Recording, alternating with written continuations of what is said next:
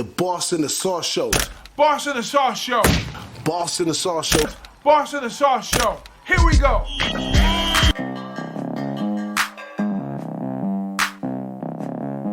Let's flip on over and flip the page to Florida, man. We got our guy over here, Bill Napier, comes over here to Florida. How you feel about Napier? I mean, you know, this is part of your territory right here. Yeah. What do you think they're thinking? What do you think is going to be the end result with this one right here? I have him down at a 7-year contract, $51.8 million, and $100,000 increase yearly. So they paid him righteous to come on over there too. So what you think, Big Ragoo? Florida's still paying head coach money for the past couple head coaches they had, but yeah, I like Napier. I like him. You know, we liked him when he was at Louisiana. When he was working with Saban, you know, they thought he was ready for a big job when he left the first go round. But I think he did a nice thing over at Louisiana. You know, and he was head coach material. Obviously, he proved his point there, and now he's ready for the next step. So, and they say he pays very good attention to detail. Like, you know, I'm hearing about the practices that, you know, like he's got stuff like in 15 minutes, he's got enough to work him through the whole spring. You know, just he's when he's organized, when he runs his practices and he lays out his plan for the team. So just, you know, on a quick note from the head coaching perspective, I think he was a good hire for Florida. Not that Mullen was a bad guy, but whatever Mullen had on his plate, this is a team that won, you know, 10 games back-to-back years. We're thinking that they were going to win 10 games last year. And a 2-point conversion away from beating Bama changes the whole look and dynamic for this team for the season last year. But it just went real south real quick. And I think there was mutiny on this team, not so much with the players, but something to do with the coaching staff that we never really heard about. Because, you know, a team that recruited this well had that much talent to kind of go sideways like they did last year, you know, to go I think they went 2-6 in conference. And it was really ugly for them last year. But they're ready for a new coach, a new breath of fresh air, and then maybe, you know, I think they have a ton of talent on the team. You know, they recruited well. They still have leftover talent. You can update me on the portal maybe. I know they always have good edge rushers. They always have, you know, a good running back game. You know, quarterback was a big issue last year for them, up and down in the quarterback position. I think this year, you know, now that they kind of gave the reins to Richardson. You know, he was a freshman last year, now he's a sophomore this year. So I think they kind of gave him the green light early. So that takes all that out of the equation. So Florida should be decent this year. You know, a lot of guys had them 3-4. You know, I got them like a solid 3 in the SEC East. Maybe they might overachieve a little bit here. Don't be surprised if they do. Big Ragoo leaning into a season total over, huh? They might overachieve. I don't know what they have that number set. They probably got it set at 6 or 7, I would believe, you know. Yeah. I don't know. Well, last year they did go 6 and 7. The offense averaged about 30 points a game.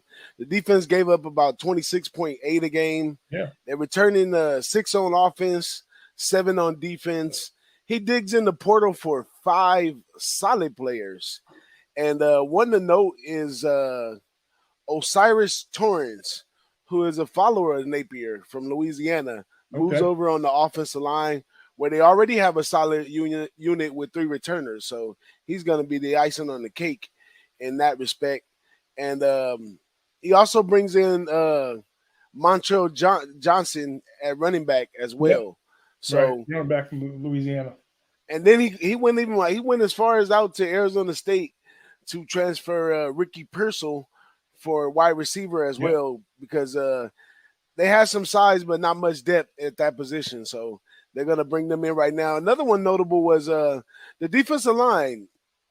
Not very many returners except for the standout nose tackle, Javon Dexter, and the 415-pound Desmond Watson. We will be watching for him to see how he does on that defensive line. But, you know, the proof is going to be in the coaching right here. And this guy, you know, he's a solid guy all the way through. You know, he's a real solid coach. Yeah, it's not even parts you could try to dissect. I mean, he knows how to make the process, develop players, recruit, and he should do well right here in Florida. But I don't know if Florida bounced back in the SEC. Is so tough to get your feedback on the ground in the SEC right away. Might take a little developmental year for him right here, even though people have a high ceiling for him. Maybe it's just not all the way there yet. But yeah, it's early. With the players he returned, gives them a chance. And of course, right now, at this point of the season, yeah, that's what we're looking at. We're looking how it looks on paper.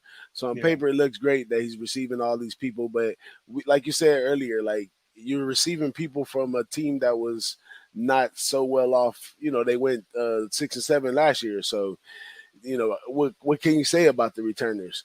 So we'll see how things go right here. I don't really have many bet angles. I mean, on this one, usually with first-year coaches that take over a team that has a little bit of talent, if they're really good coaches, they'll come in the conference and go for the kill right away.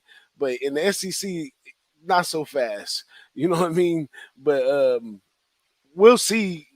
I guess, like we said, he's a quality coach, so we'll see how the process actually plays out. But I wish him the best. Yeah, well, you brought up a great point about the coaching staff.